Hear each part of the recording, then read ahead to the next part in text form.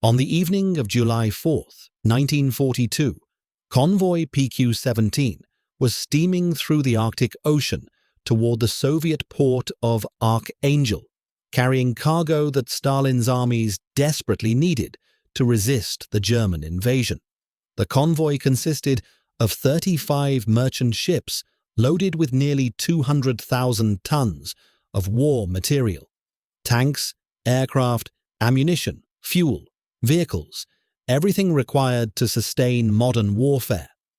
Escorting these merchant vessels were destroyers, corvettes, anti-aircraft ships, submarines, and minesweepers, a protective screen that represented one of the largest concentrations of Allied naval power in Arctic waters. The journey from Iceland to Russia was always dangerous. German U-boats, aircraft, and surface ships operated freely in these latitudes. But PQ-17 had every reason for confidence. Earlier convoys had fought through with acceptable losses. Intelligence suggested that German battleships were not immediately threatening. The Admiralty had provided strong escorts and was monitoring the situation continuously.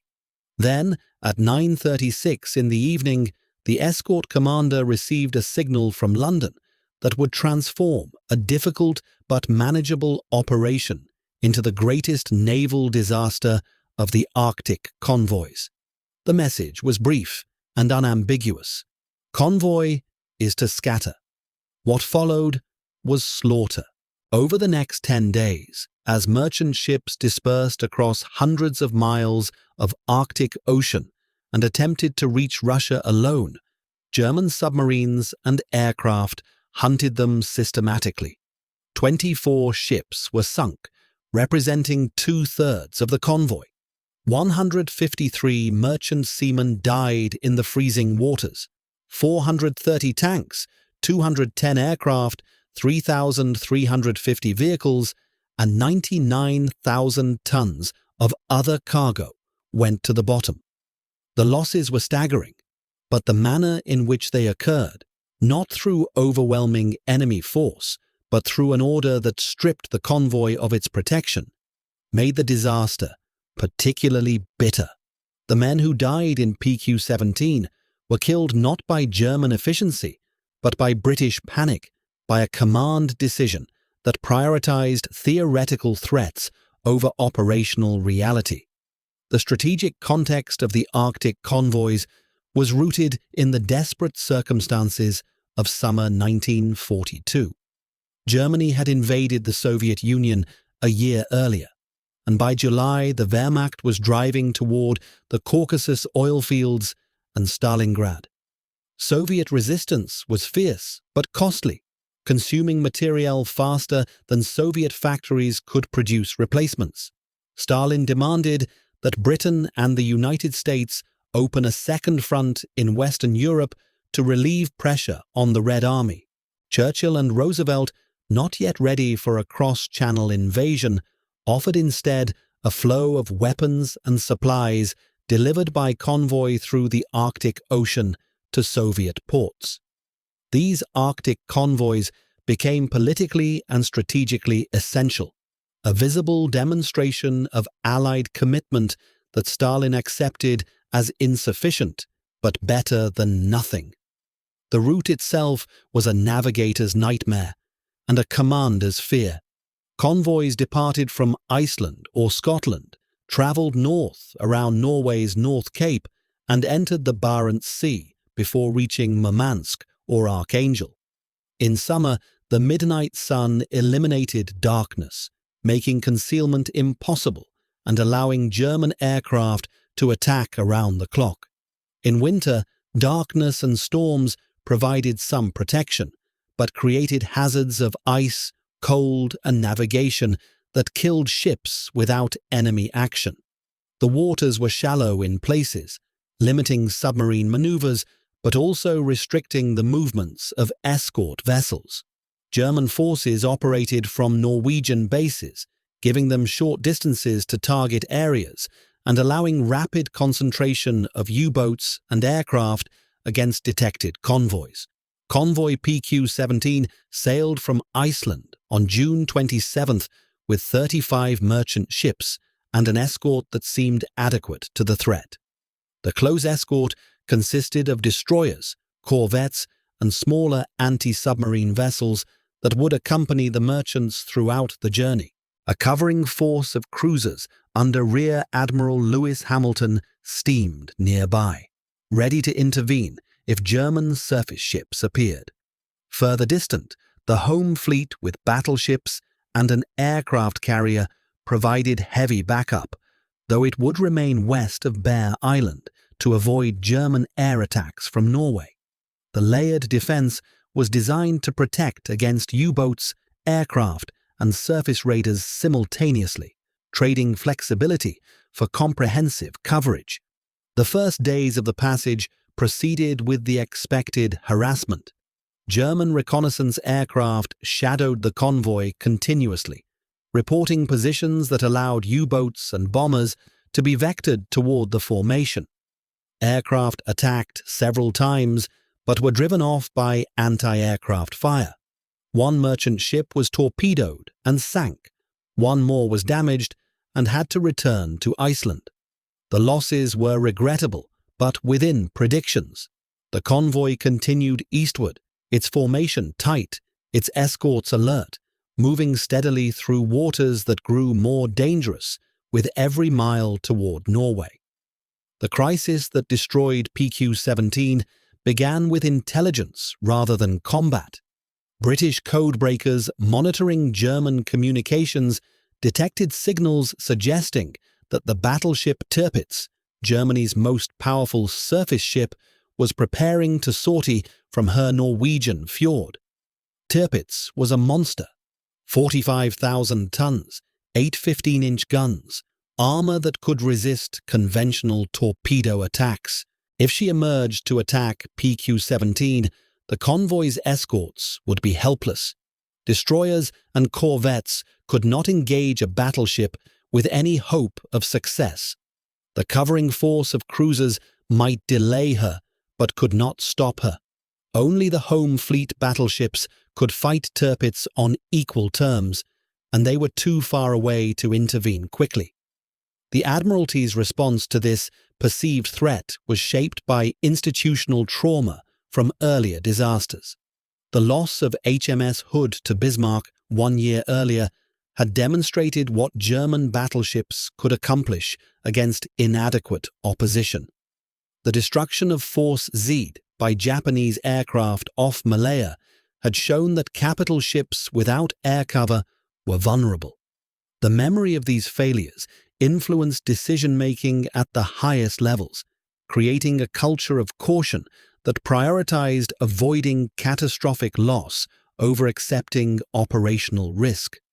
When intelligence suggested Tirpitz might attack PQ-17, the Admiralty's first instinct was not to fight, but to disperse, to deny the Germans a concentrated target, to sacrifice individual merchant ships rather than risk losing entire escort forces.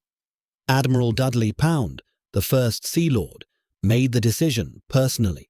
He was 65 years old, exhausted by 3 years of war, suffering from a brain tumor that would kill him within months. Though he did not know it, his judgment was clouded by fatigue and illness, his thinking influenced by worst-case scenarios that seemed more plausible than they were. Intelligence reports were ambiguous about Tirpitz's actual movements. She had moved to a forward anchorage, but had not sailed. Yet Pound interpreted them as confirmation that attack was imminent. He overruled subordinates who urged caution, ignored the assessment of the officer commanding the cruiser force who reported no contact with enemy surface ships, and issued the scatter order based on his belief that Tirpitz was already at sea. The signal that reached Rear Admiral Hamilton aboard HMS London at 9:36 on the evening of July 4th contained 3 separate messages, each escalating in urgency. The first ordered the covering cruisers to withdraw at high speed westward, away from the convoy. The second ordered the close escorts to withdraw as well, leaving the merchant ships without protection. The third ordered the convoy itself to scatter, with individual ships proceeding independently toward Russia. The cumulative effect of these orders was to strip PQ-17 of every defensive asset simultaneously, based on a threat that did not exist. Hamilton, receiving these orders, was stunned. He could see nothing that justified such drastic action. His cruisers had detected no surface contacts. Submarine and aircraft attacks had been routine, not indicative of imminent catastrophe. The convoy was maintaining formation and making steady progress. Scattering would expose merchant ships to exactly the attacks they had so far successfully resisted. He queried the Admiralty for clarification, received confirmation that the orders were to be executed immediately, and reluctantly complied. The cruisers turned west. The destroyers followed. The merchant ships, left alone in hostile waters, began to disperse. The transformation from organized convoy to scattered individuals was chaotic and demoralizing. Merchant captains, trained to follow escort instructions, suddenly found themselves without guidance or protection. Some ships headed directly for Russian ports, taking the shortest route despite the dangers. Others attempted to hide along the edge of the polar ice, hoping to evade detection until the threat passed. Still others reversed course, thinking withdrawal to Iceland was the only safe option. The scattering destroyed the mutual protection that convoys provided. Concentrated anti-aircraft fire, coordinated maneuvering, shared lookouts, and replaced it with isolation. Each ship became its own target, unable to defend itself, unable to help others, visible to German reconnaissance aircraft that now tracked dozens of separate vessels instead of one compact formation. The German reaction to the scatter was initially confused, then opportunistic. U-boat commanders, expecting to attack a defended convoy, suddenly found merchant ships traveling alone and unprotected. Aircraft that would have faced massed anti-aircraft fire now engaged individual ships with impunity. The Luftwaffe units stationed in northern Norway, equipped with Heinkel bombers and Junkers dive bombers, launched continuous attacks. They sank ships with bombs, torpedoes, and strafing runs. They hit vessels carrying ammunition, creating explosions that destroyed the ships instantly. They hit tankers, leaving burning slicks of fuel oil that spread across cold water. They hunted systematically, vectored by reconnaissance aircraft toward each new target, achieving success rates that exceeded their most optimistic predictions. The submarines were equally lethal. German U-boats operating in the Barents Sea had been repositioned to intercept PQ-17 before the scatter, but the convoy's defensive screen had made attacks difficult. After the scatter, submarines found targets everywhere, often closer together than their own positions, creating what submariners call a target-rich environment. Commanders who might normally expend days stalking a single convoy could sink multiple ships in hours. Torpedo attacks came from periscope depth, sometimes from surface positions when visibility was poor and the isolated merchants could not flee. Ships that survived one attack often encountered another submarine or aircraft before they could reach safety. The experiences of individual merchant ships during this ordeal reveal the human cost of the Admiralty's decision. The SS Paulus Potter, a Dutch freighter carrying aircraft and vehicles, was attacked by dive bombers on July 5th. Hit multiple times, she began to sink. Her crew abandoned ship in lifeboats and watched their vessel disappear beneath the Arctic waves. They rowed toward the Russian coast, hoping to reach land before exposure killed them. Days later, exhausted and hypothermic, they were rescued by a Soviet patrol boat. Other crews were less fortunate. The SS River Afton was torpedoed and sank within minutes, taking most of her crew with her. The survivors who made it to lifeboats faced Arctic waters, where survival time was measured in minutes without immersion suits. Many died of hypothermia before rescue could arrive. The psychological trauma inflicted by the scatter order was as significant as the physical losses. Merchant seamen who had volunteered for hazardous duty and accepted the risks of convoy operations felt abandoned by the navy that was supposed to protect them. The destroyers and corvettes steaming away at high speed, following orders that made no sense to those being left behind, created images that survivors would remember with bitterness for the rest of their lives. The implicit contract of naval warfare, that escorts would defend merchants in exchange for merchants accepting the risks of military cargo, had been violated. Trust, once broken, was difficult to restore. The irony that makes PQ-17 particularly tragic is that Tirpitz never attacked. The battleship remained in her Norwegian fjord throughout the period when PQ-17 was being destroyed. German naval commanders had considered sortie operations, but decided against them, judging the risks too great given British Home Fleet strength and the availability of aircraft and submarines to accomplish the same objectives with less exposure. The threat that Pound feared, the disaster he scattered the convoy to avoid, was imaginary. His decision was not merely wrong in hindsight, it was wrong at the time, based on incomplete intelligence and worst-case assumptions that operational commanders on scene did not share. The aftermath of PQ-17 brought recriminations that would last for decades. Churchill, learning of the disaster, was horrified by the losses and concerned about the political implications. Stalin would use the catastrophe to criticize Allied commitment to the Soviet cause, arguing that if Britain could not protect convoys, the Second Front was even more urgent. The Admiralty conducted investigations that largely exonerated Pound. The official narrative emphasized the intelligence about Tirpitz and minimized the judgment errors that had led to the scatter order. Escort commanders who had questioned the decision were not vindicated during Pound's lifetime. Only after his death in October 1943 did the full extent of the blunder become public knowledge. The merchant mariners who survived PQ-17 received compensation in the form of medals and commendations, official recognition that acknowledged their suffering without admitting the institutional failure that had caused it. Some returned to sea, carrying war cargo on subsequent convoys that benefited from lessons learned through catastrophe. Others left the merchant marine, unable or unwilling to accept further risks after experiencing abandonment in Arctic waters.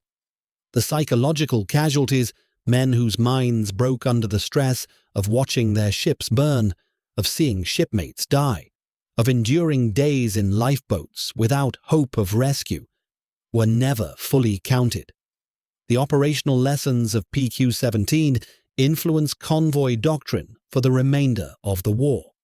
The primary conclusion was that convoys should never be scattered unless enemy surface forces were actually present and engaging. Theoretical threats, no matter how plausible, didn't justify exposing merchants to known dangers of submarines and aircraft. Escort forces were instructed to maintain protection until certain of overwhelming enemy strength, trusting that concentrated defensive fire and evasive maneuvers offered better survival odds than dispersion. The home fleet battleships were positioned more aggressively in support of Arctic convoys, accepting higher risk to provide more effective deterrence against German surface ships. The impact on Arctic convoy operations was immediate and severe. PQ-17, the next major convoy to Russia, did not sail until September 1942, 2 months after PQ-17. When it did sail, it carried the largest escort force ever assigned to an Arctic convoy, including an escort carrier providing air cover throughout the journey. The convoy fought through intense attacks, losing 13 of 40 ships, but destroying numerous German aircraft and demonstrating that defended convoys could survive even concentrated assault. The contrast with PQ-17 was obvious. PQ-18's losses, though heavy, were suffered in combat rather than through abandonment. The tactical performance of German forces against the scattered PQ-17 ships revealed both the effectiveness of coordinated air-sea operations and the limitations imposed by Arctic geography. Luftwaffe and U-boat commanders cooperated more effectively than in most theaters, sharing reconnaissance information and coordinating attacks to maximize sinkings. But the same weather that aided German operations by providing continuous daylight also created difficulties. Fog banks allowed some merchants to hide until threats passed.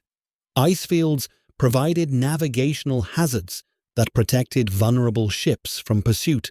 The sheer distances involved meant that even after the scatter, some ships reached Russian ports simply because German forces could not intercept everything simultaneously.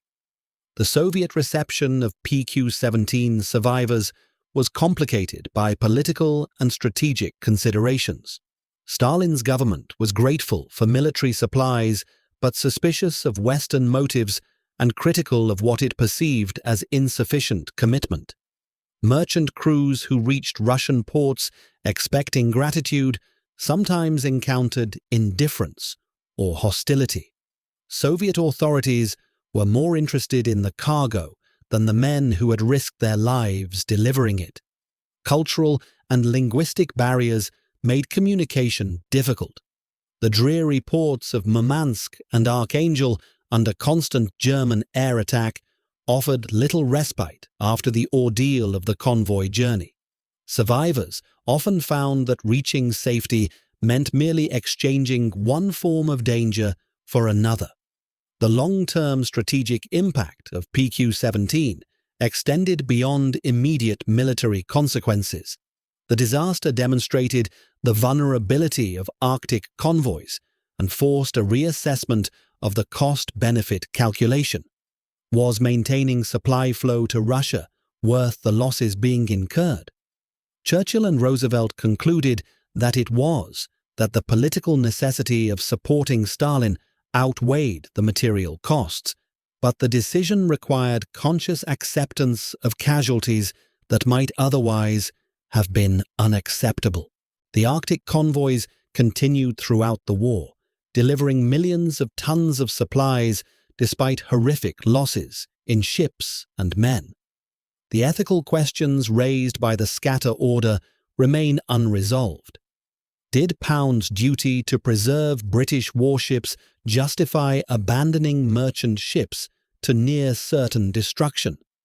Could any intelligence assessment, however alarming, justify such drastic action without visual confirmation of enemy forces?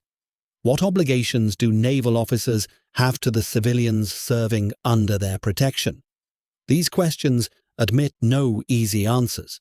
Military necessity sometimes requires sacrifices that are morally uncomfortable. The challenge is distinguishing genuine necessity from panic, calculated risk from reckless abandonment.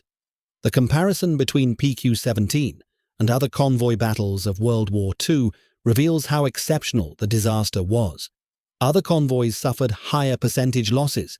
SC-122 and RX-229 in the Atlantic lost 22 ships in 5 days. But those losses occurred through sustained combat against determined enemies. PQ-17's losses resulted from a command decision that removed defenses before combat demanded it. The distinction matters because it speaks to institutional dysfunction rather than tactical defeat. Losing battles to superior force is unfortunate, but comprehensible.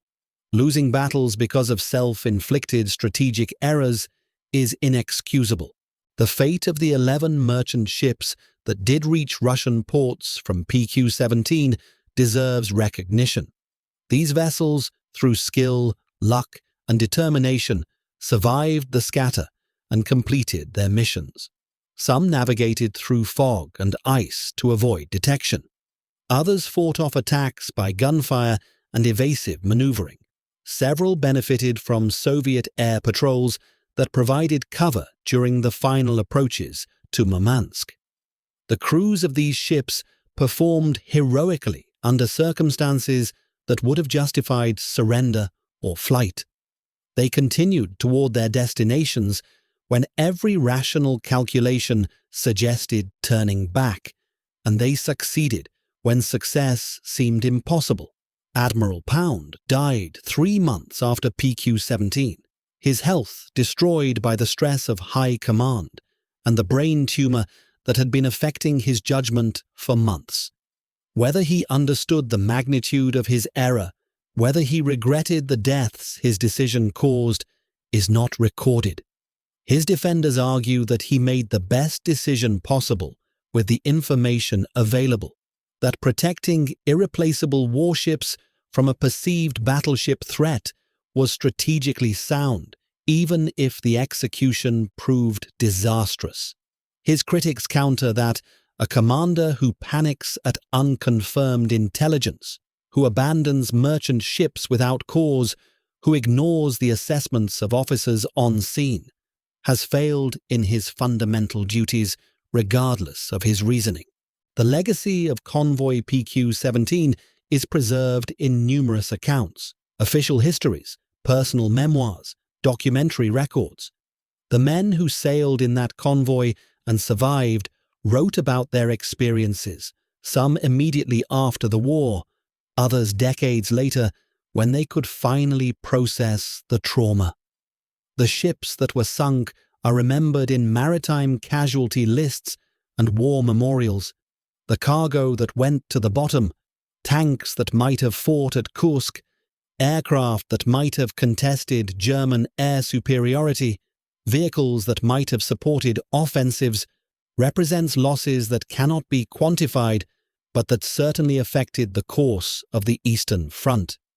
The memorial to PQ-17 is not a physical monument, but the collective memory of what happens when command decisions prioritize fear over judgment, when theoretical threats override operational reality, when the men at risk are left to die because those commanding them saw dangers that did not exist. Every subsequent convoy commander, who maintained escorts despite intelligence warnings, who fought through attacks rather than scatter, who trusted the professional judgment of officers on scene, was implementing lessons paid for by the men of PQ-17. The price of those lessons was 153 lives and 24 ships, a cost that can be calculated but never truly paid. 35 ships sailed with Convoy PQ-17. 24 were sunk. 153 men died. The order that caused this catastrophe consisted of 3 words. Convoy is to scatter. Those 3 words, transmitted on the evening of July 4, 1942, transformed an organized formation into a death trap, stripped protection from those who needed it most, and created a disaster that could have been avoided if institutional courage had matched the courage of the men being abandoned. The Arctic Ocean received the ships and men that British leadership sacrificed to avoid a battle that never came. The cold water preserved their memory better than official histories ever would. And the lesson remains, carved in ice and written in the logs of sunken vessels. Fear is more dangerous than the enemy it seeks to avoid.